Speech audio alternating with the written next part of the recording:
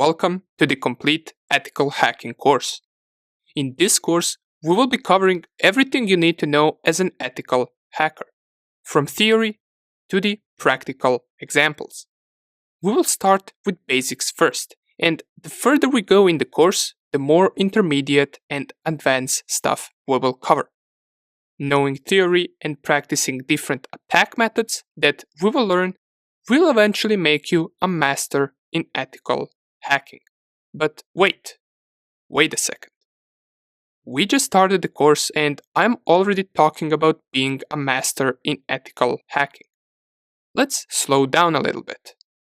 What even is ethical hacking? And what does an ethical hacker do? Or you might also wonder, can I get in trouble by doing this? Don't worry. Remember, we are ethical hackers. This means we are hired to hack into a network or a device, or in general, we want to find as many vulnerabilities inside the target system, but not to do bad things.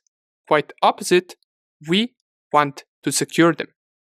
An ethical hacker who is hired to find as many vulnerabilities in a certain system is also known as a white hat hacker. Now, I mentioned a word system quite a few times by now. What do I mean by finding vulnerabilities in a system? Well, system can be anything. It can be a network of multiple computers, or it could be just one single computer. It could also be some company's server that they keep their important data on. We could also be targeting a web page or a website. A vulnerability, on the other hand, is anything that could allow someone to have an unauthorized access to that system. We are there to discover them and secure them. But why are we doing this? Well, as you know, there are the bad guys, or also known as black hat hackers. Their goal is also to find vulnerabilities in a system, but not to secure them. Instead, they want to perform malicious activity once they gain access to that system. That is the difference between a white hat hacker and a black hat hacker. A white hat hacker is there to find vulnerability, notify the person that hired him, and let him know of a possible unauthorized access. You can think of us as a cyber police. We are there to protect. A black hat hacker, on the other hand, is there to perform malicious activity such as stealing your data. They could also try to steal your online money.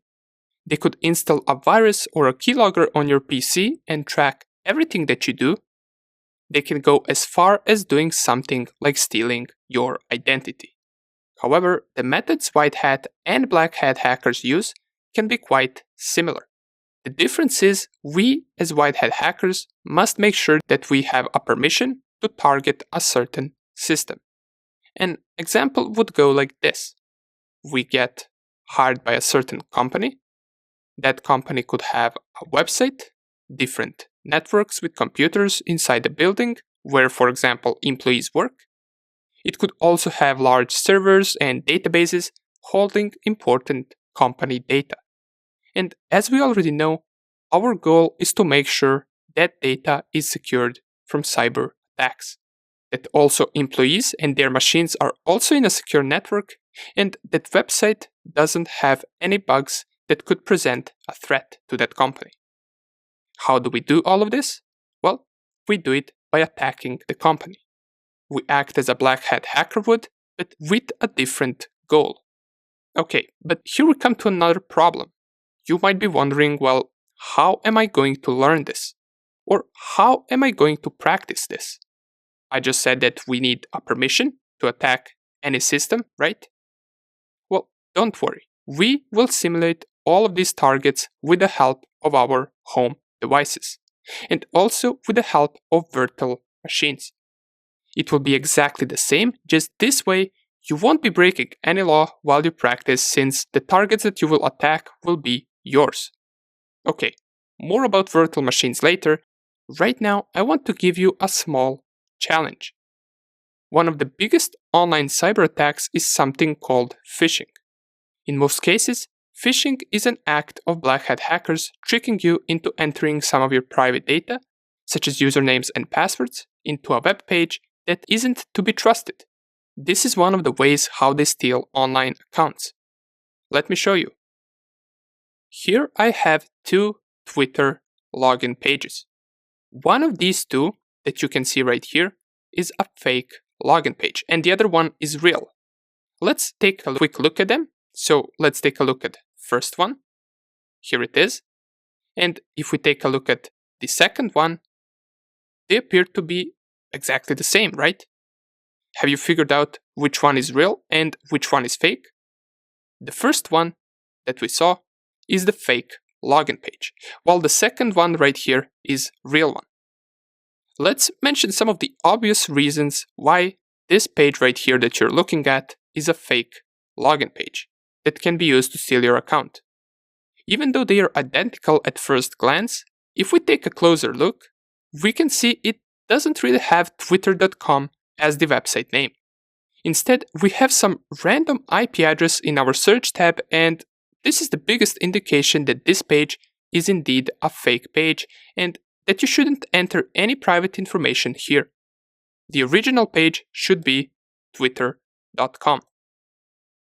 Another thing we can notice is that next to the website name, on a real page, we have this green lock right here. And this green lock indicates that this is an HTTPS page, or in other words, it is secured, as it says right here, secure connection. Usually phishing websites won't be HTTPS and they won't have this green lock right here. However, this too can be forged in a more advanced phishing attack. And just to compare, our fake login page doesn't have this green lock. If we click right here, it says connection is not secure. And even though many of you probably knew these things already, if you were in a hurry and you got redirected to this fake login page, you could potentially enter your password here, and little do you know, in just a few seconds, your account has been compromised and stolen by the bad guys, since the information that you enter right here on this page gets sent to them and not to twitter.com. But don't worry if you aren't familiar with these type of attacks. Throughout the course, we will learn not only how to secure ourselves from these attacks and how these attacks work, but also we will learn how to perform the attacks themselves.